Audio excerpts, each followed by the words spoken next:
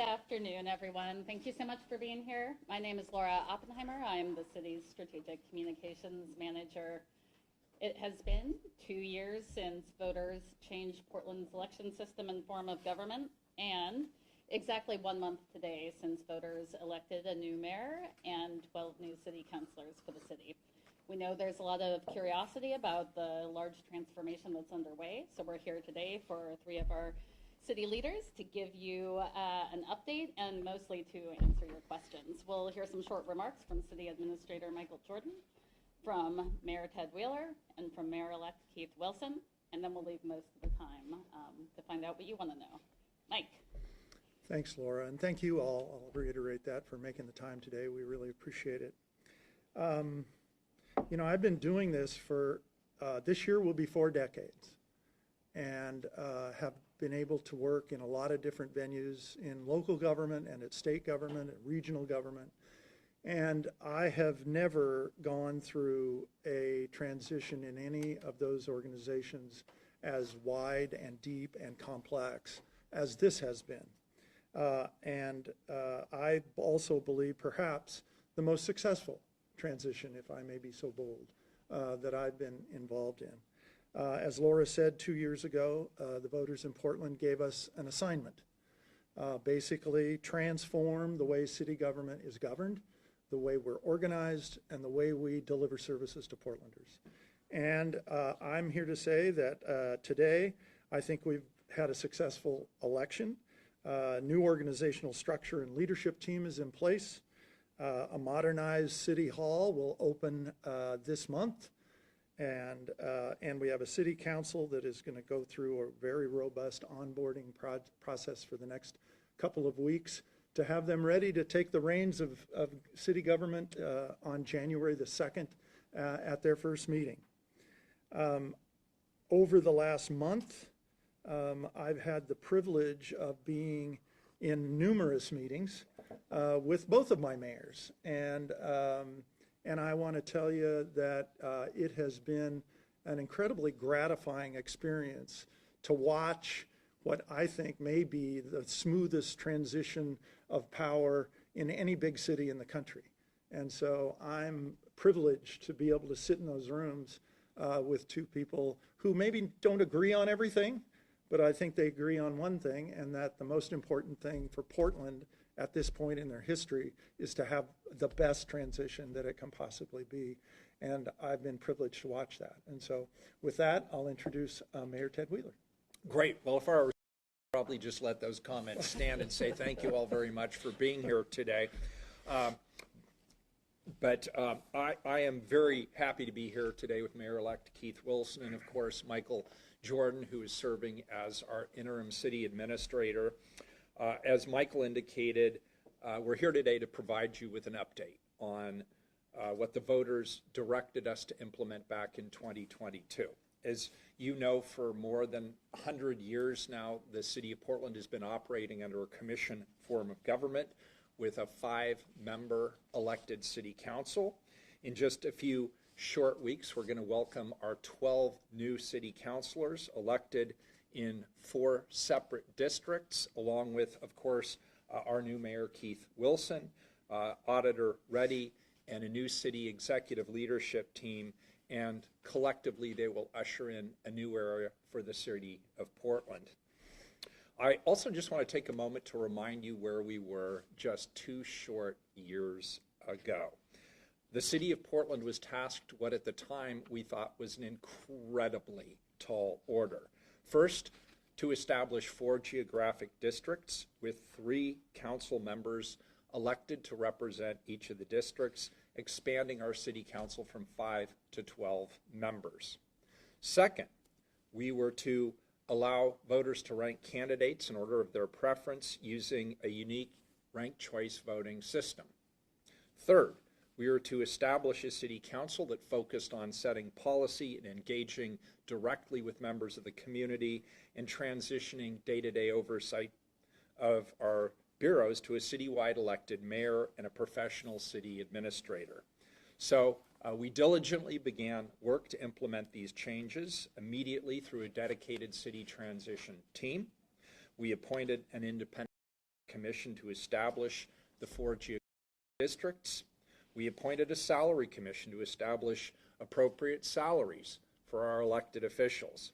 And this spring, I appointed a city administrator, Michael, an assistant city administrator, and 6 DCAs, or deputy city administrators, to oversee all 26 of our bureaus and all city programs. We've been piloting this new form of government since July 1st of this year, when I consolidated all of our city bureaus under interim city administrator Mike Jordan, who in turn reports to me. And this fall, we implemented the new ranked choice voting tools as Portland voters elected 12 commissioners and their new mayor. We also assigned ourselves a task that went beyond what I believe was required, but it was something that was very important to me personally, and that's staging what I hope to be the most collaborative and effective transition in our city's history. A few days after the election, I invited Mayor-elect Keith Wilson to join me at the Veterans Day Parade, and I was very pleased that he jumped at that opportunity and saw great value in walking with me and having the public see us together and see that this was a transition of power that was collaborative and that we were very supportive of working together on this important transition. I've provided him with a temporary office on the executive floor adjacent to my own office, where his transition team is already working. He's joined me for high priority meetings on topics ranging from public safety to the city budget to meeting with the governor, the county chair, and legislative leadership, and many other meetings, as Michael indicated earlier. He has full access to Mike Jordan and the rest of our city leadership team. The goal here is to make sure that Mayor-elect Wilson is ready to go full bore on day one. I also just want to say personally, I'm pleased with the Mayor-elect's interest in this transition. He has a sincere interest in understanding not only how we're doing the job today, but he's looking for opportunities on how he and his team and his colleagues on the City Council come January can improve the delivery of services to Portland. And from my perspective, he's asking all the right questions. He's being thoughtful. His questions are focused. He's demonstrating intellectual curiosity in how we can work not only collaboratively as a community, but how we can work better. And he has demonstrated, in my mind, a significant commitment to our city's services working better for all Portlanders. We've completed, as Mike said, a comprehensive renovation of 2 floors across the street at City Hall, including a modernized City Council chamber. It will also have a fully equipped suite of offices designed to support the incoming City Council and their staffs as we begin this new chapter in Portland's history. We're also providing temporary space in the Portland building, again adjacent to my office, for the newly elected council members and their staff members to set up sharp as they begin this onboarding process. This interim period will give the newly elected officials an opportunity to engage with the new council operations team under the leadership of Lori Brocker.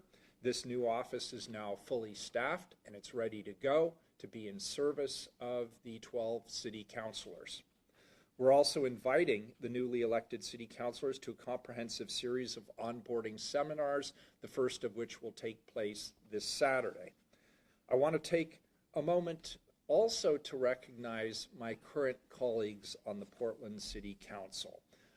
They have given much to this transition process since it began 2 years ago. And their flexibility and their personal dedication and commitment to this transition has really been instrumental from my perspective in terms of making sure that we have a smooth shift to the new form of governance. My colleagues remain very supportive of this transition throughout the process. That doesn't mean that we didn't have dynamic conversations about how to do it best, but overall they have been extremely supportive and self-sacrificing in this process. As you know, they were required to vacate their offices at City Hall and move into temporary space, as was I.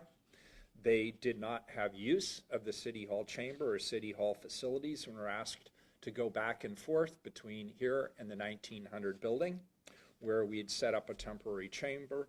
And perhaps most significantly, and from my perspective, the most appreciated, was that they were asked to turn over their bureaus in July so that we could pilot the new executive branch, and they did so. They've embraced change in what I believe has been a very professional manner, with a value of shared commitment, even when it meant navigating uncertainty and adjusting their own roles and responsibilities as city commissioners. In a sense, they have had to straddle two separate city charters, and I think my current colleagues on the city council have done a masterful job, and I am deeply appreciative for the work that they've put into this. Speaking of which, our final council meeting, and indeed it will be the final city council meeting under the commission form of government, is scheduled for Wednesday, December 18th, where we will hold a trial run in the newly renovated City Hall Council chambers. I'm incredibly grateful and I'm impressed by the numerous partners and the city staff that helped us get to this point. And I cannot underscore that hundreds of city employees have been involved in this transition in one way or another. The progress they've made thus far has exceeded my expectations. The bottom line is that Portlanders voted and we have delivered. I feel confident that come January 1st, I can toss Mr. Wilson the keys to our executive branch, and our city council will have all of the tools that they need to be legislatively effective. And with that, I'll turn it over to Mayor-elect Keith Wilson. Thank you, Mayor Wheeler. Thank you, sir. Thank you, Michael, as well, for those kind words, and thank you all for joining us today. We're going to get to know each other very well in the days ahead. I couldn't be more grateful to Mayor Wheeler, his team, the city employees for their efforts during this transition. Mayor Wheeler reached out the moment we received the election results and has worked to open the doors of the city ever since. He recognizes the crisis we face, and he's done his utmost to help my incoming administration hit the ground running. I was in office the Monday after the election. Everyone has been at the top of their game, and the meetings, briefings, and other crucial transition activities have been ongoing. This work happened alongside preparation for our new form of local government. Our new city councilors are the best in Portland, and I'm excited about my role executing the vision, leadership, and the legislation they'll bring in the coming days. Speaking of which, I'm also grateful to City Administrator Michael Jordan for his extraordinary efforts, expertise, and professionalism during both transitions. I'll also note that I was calling and talking to Michael even before the election, and I appreciated his efforts to really hone what is and was happening in Portland even before Election Day. Any winning track team will tell you that the goal is to have a smooth handoff. But to do that, you have to match speeds, coordinate, and communicate. That's exactly what we've done, because a smooth handoff has never been more important. It's no secret that Portland is facing a significant budget shortfall. I will be deeply involved in steering Portland through a difficult budget crisis and cycle alongside our new city council. Despite this challenge, the expectations from our people remain clear. We are not going to sideline our efforts on public safety, supporting families and small businesses, or leading on climate. We've seen progress and momentum, and we've built on that progress and momentum, and we will in the weeks to come. Our first critical mission to shape the future of Portland will be to end unsheltered homelessness in our city. It's a humanitarian crisis, it's a financial crisis, and a crisis of confidence wrapped up into one. It's also deeply linked to the fiscal cliff we now face, and I believe if we solve one, we will be well on our way to solving the other. Our mission is to rebuild a sense of civic pride and personal safety so that people can thrive and vibrancy returns to our public spaces, our businesses, our bike lanes and our buses, our central city, and all of our neighborhoods. Thank you all so much for joining me. and I'm excited to work on behalf of the city in the coming days. And happy holidays to all of you. Thanks. We have about 25 minutes for questions, and we will get to as many, so I'll take hands. Yes. Christina with K2. I'm wondering what you'll do in the coming months to work better with the city that, I'm sorry, the county that has been, one of the biggest issues is the coordination between county and city, and how do you plan to approach that? For me, correct? So that work has already begun. It's not in the months ahead. It's already been occurring. So really the day after the election and soon after, I had breakfast with County Chair Vega Peterson. And we've had 3 meetings since, and we have another meeting tomorrow. The work has already begun because the smooth handoff is occurring on day 1, January 1st and 2nd. The partnership between county and the city has to be stronger than ever for us to address the crisis that we're experiencing in the city. We need their support. In turn, they need our support. So those meetings are going to be ongoing between my team and their team, and I've had nothing but positive feedback so far. What have you done specifically to switch the direction into a more positive? Because meetings have been happening. Yeah. We have specific requests from one another.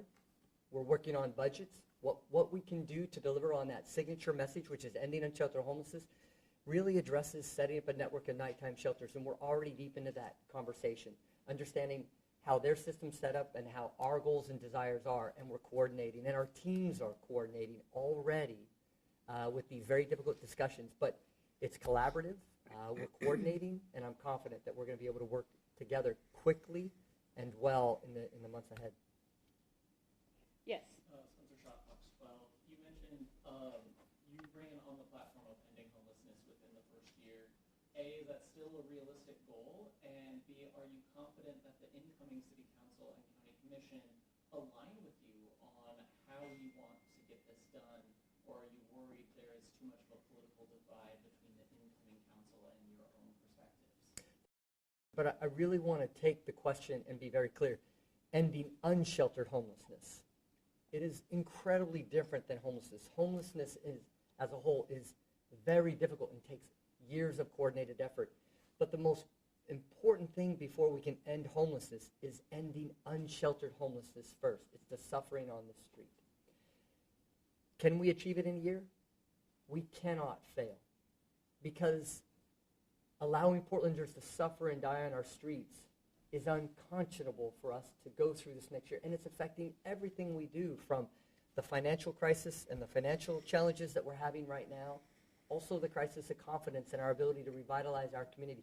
We've done an awful lot of work to date. Portland Solutions has done a great job to date.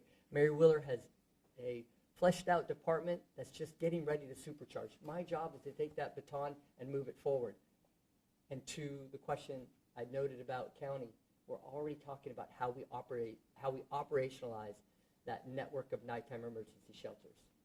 And so with the incoming city council, a lot more progressive candidates, a lot more left-leaning candidates, do you think that your politics and procedure will mesh going forward?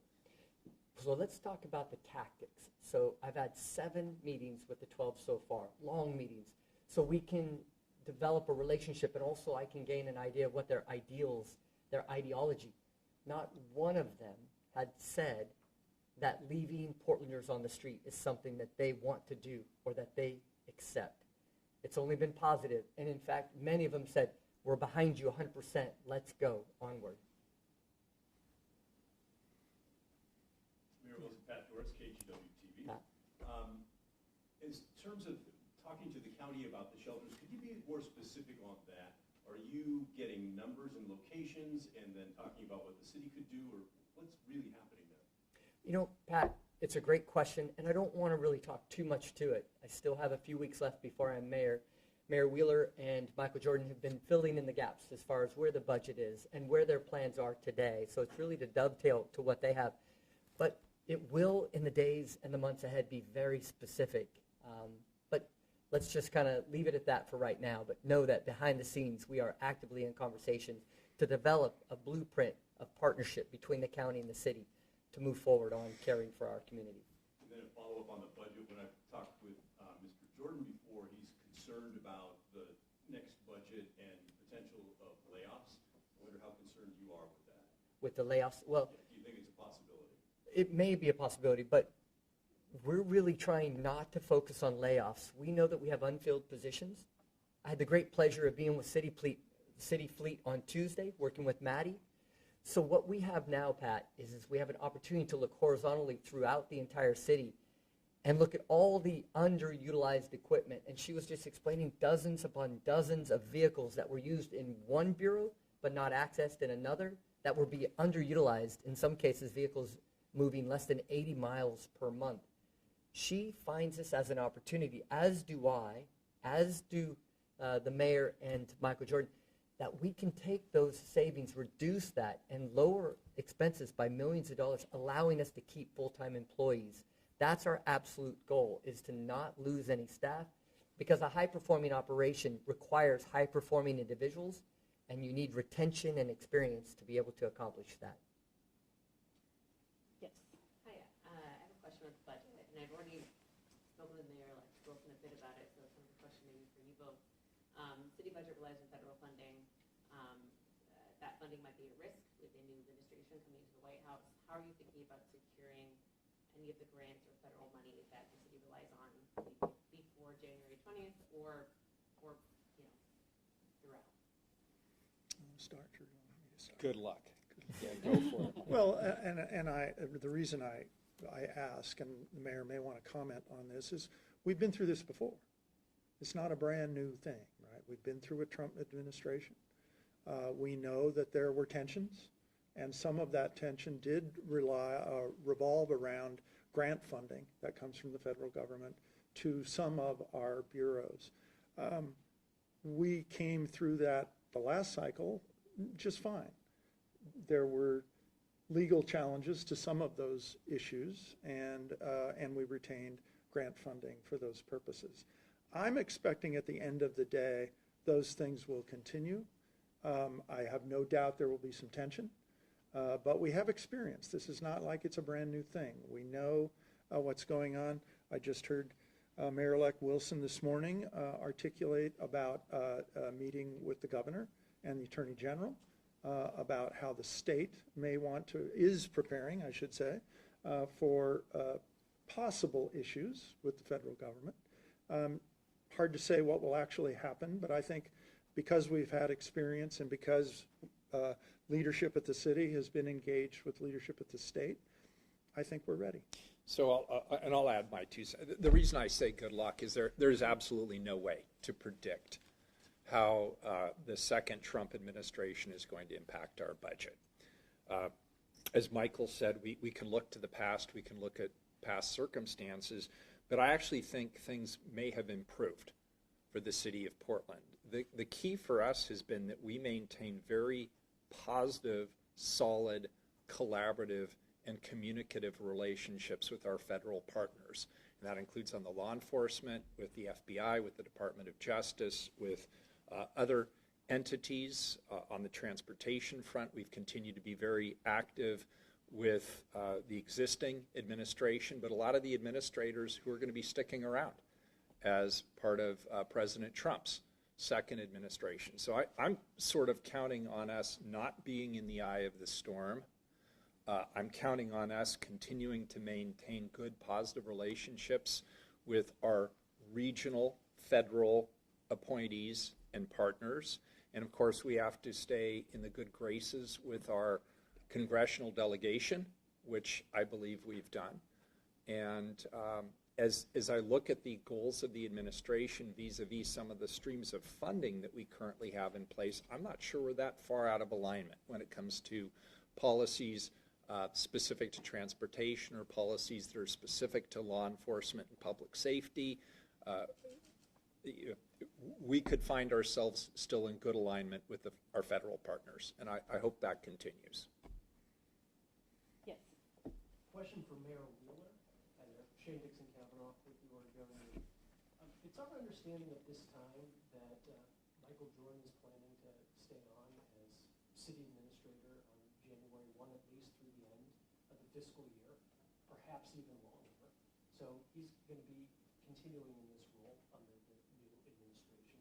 So I was hoping you could talk a little bit about Mr. Jordan's strengths that you've observed Oh, this is great. Can I I love leave this. now? Do I have to sit through this? Talk a little bit about how you see him performing. Yeah. Once the switch is flipped on January 1. Okay, this is highly hypothetical, and I just want to call that out, that I see it, but I just can't help myself. First of all, Michael took this role having already served in government for the better part of 4 decades. And I've seen him in action at the state level, at the metro level, at other levels of government. And I know him to be a good troubleshooter, organizer, and process improvement leader. And what this ultimately has been about is change management. And there are a few people in this state that have as much experience as Michael does with change management. He remains flexible. He remains open-minded. He understands that what we have created is a template. And it could be that the new mayor and the new city council have a different vision. I think we got it largely right, given what the voters directed us to do, but some shifts or changes or improvements that the new council and the new mayor see going forward, and Michael is very open-minded to those. I've never gone into Michael's office and had him just say, no, we're not doing it that way. He has frequently persuaded me that the path that I am on is probably not as good as an alternative path that he brings to my attention as a result of his many decades of experience in change management. But I am actually really, really happy that he is continuing in this role, that he has the mayor-elect's support at least through the remainder of the fiscal year, which is through the end of June. I think that transition is important for our leadership team, by the way, which is outstanding. Michael has helped assemble a top-notch executive leadership team. The deputy city administrators and the bureaus are now coming into alignment in their various sleeves, which is very gratifying. And as I say, Shane, we're farther along than I thought we would be at this point in the transition process. It has gone better than I expected, with fewer hitches than I expected, and with more support both internal to our organization and externally in the community. And so that gives me a great deal of hope. Where I think the mayor-elect and Michael will see a lot of dynamic engagement in the months ahead is around the legislative branch. So the executive branch is functioning really well. It is already at the point where I feel like we can toss the keys across the table, and the executive branch is funding well. The legislative branch, while we've created some placeholders and templates, ultimately has to decide for itself how it wants to operate, because a lot of this shouldn't be determined by us here. It should be determined by the commission, the councilors who've been elected. Things like who leads them. They have to decide that in their very first meeting. That will be interesting to watch. They have to decide which committees they want and how many committees they want in terms of how they structure their work and organize their council. They have to also, even though we've created a template around customer service, now that they are elected district by district, they will be the first to navigate the question of what is the structure of the legislative branch vis-a-vis relating back to the districts. Do they have an office there? Do they have some sort of a meeting schedule? Do they meet the 3 councilors collectively or independently? Do they divvy up that work? There's a lot of decisions they have to make, and whatever decisions they make will be reflected back to the executive branch in terms of policy changes or potentially slight restructuring of the executive branch to plug into the ways that they want to run the legislative branch. So I think that's going to be a lot of the major work from here on out. It's a guess. I mean, I want to be really clear. I don't know. I don't see that future clearly because I'm not part of it and I'm not sitting on the city council, but I think that's where the next work will be. And I'd be curious, Michael, if you concur with that or if you have different thoughts on that. Mayor-elect does or not, please jump in. A lot is made of the division of the branches. It's a new thing for Portland, and quite frankly, a bit unique in local government generally that you'd have a complete split of the branches. Most city councils in Oregon act as legislators, but collectively they are the executive also, and they hire a manager usually. This division of the branches, a lot is made of it. I happen to believe, and I've talked with Mayor-elect about this, the more that the executive mayor and the legislative council can work together and be in each other's vest pocket and be very collaborative and communicative about where the city's going, the better off we'll be altogether. And so I'm really trying to downplay the issue of the division of the branches. By charter, they both have unique power under the charter. That's a given. But day to day, getting stuff done in Portland, moving the rock on big problems, they've got to work together. And so I would like to emphasize the collaborative nature of this government rather than the division between the branches. Mayor-elect, do you want to weigh in on that? Yeah, Shane, specifically, I've recognized Mike's importance to the city writ large. I've recognized his leadership in creating the form of government, from going for a commission to more of a vertical enterprise. And I've vetted, and I've called, and I've talked to many, many people throughout Portland, and they've all said, we have a steward in Portland right now that can steady this ship. I'm new. The city council is new. Michael's experienced, and he also was the author of our story, The New Form of Government. I've asked, and he's agreed to stay on a short while longer. What that means in time, we're still working through the details, but you're going to see Mike through the course of the entire next year so he can help steady Portland, help me learn the city well. My executive leadership, I've got experience.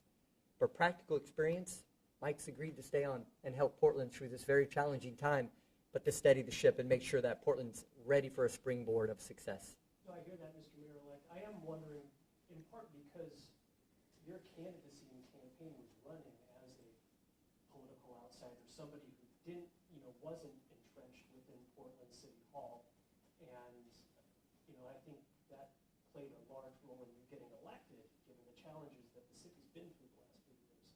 So do you see that being sort of in tension with the fact that we will be keeping somebody who has been at Portland City Hall for quite some time? And also, it sounds like you're keeping the deputy city administrators indefinitely as well. We're going to be evaluating everything, Shane. But I will tell you right now, Michael and I have already been at loggerheads on some very critical, big policy changes. He's been helping me. I'll just slide my Well, chair back. he's been helping me see what landmines there might be.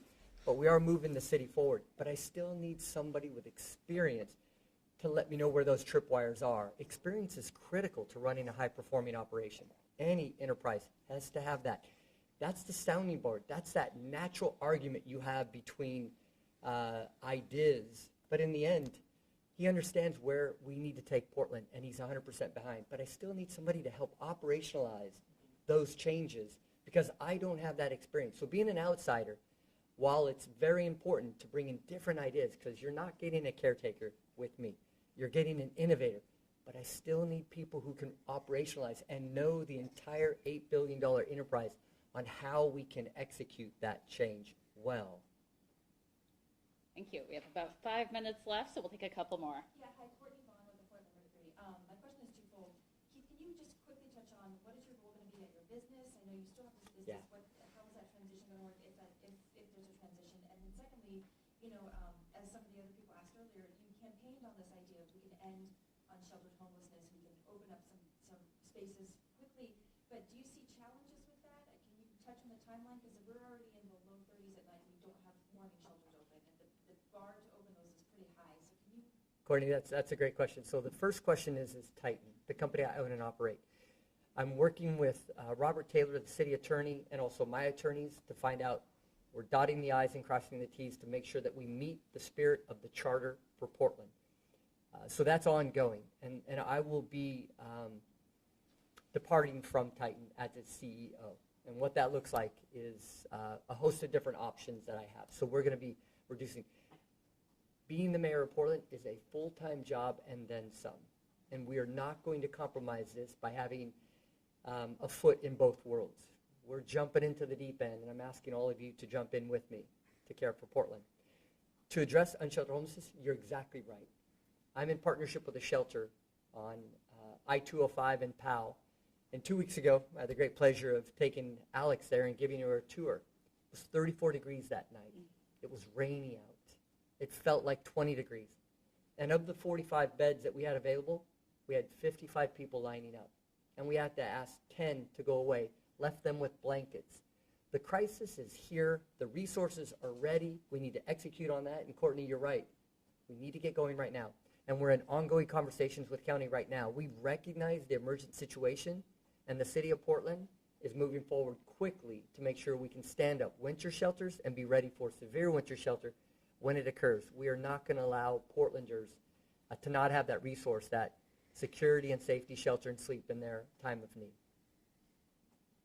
Yes. Sam with KBOO. Mr. Wilson and Mr. Jordan have had a chance to meet with Mayor Wheeler to discuss the transition to the new police accountability system from the old IPR system. And what do you plan to do to make that a smooth transition? We met yesterday, and we had a host of individuals in the room. I can tell you our goals were, let's move forward as quick and intentional to make sure it has every opportunity to succeed. So timing-wise, I can't speak to that. I think Mayor Wheeler would have a better tactical answer. But I can tell you in the room it was all positive. It was how do we move forward and how do we respect the spirit and the intent of the voters. Yeah, so I do have a comment on that, and I'll be brief. This council's work on the new Police Accountability Board has been stalled by Federal Judge Simon. He has disqualified this city council from appointing the nomination committee that would in turn nominate the members of that commission. There's work that commission has to do, for example, actually hiring the professional investigative staff. It is all on hold. And that's not because this city council wanted to stall it. We were directed by a federal judge to stall it and turn it over to the next group. So it is currently on hold. We have time for just one more question. I do want to point out, though, that time is of the essence because we have two systems in place. We've got sort of a half-baked new police accountability system that was mandated by the voters. On the other hand, we still have the old police accountability system with the independent police review and the IPR, as well as several other bodies that have a role to play in the accountability system. We have been relying on people, for example, in IPR, staying in those positions long enough for us to make the transfer to the new police accountability system. And we are really, at this point, both appreciative of and beholden to those individuals for staying in place until the new police accountability system is up and running. So this will have to be an urgent priority for the new city council as they convene in January. They're going to have to hit the ground running on this. Any final question? All right. Thank you, everyone.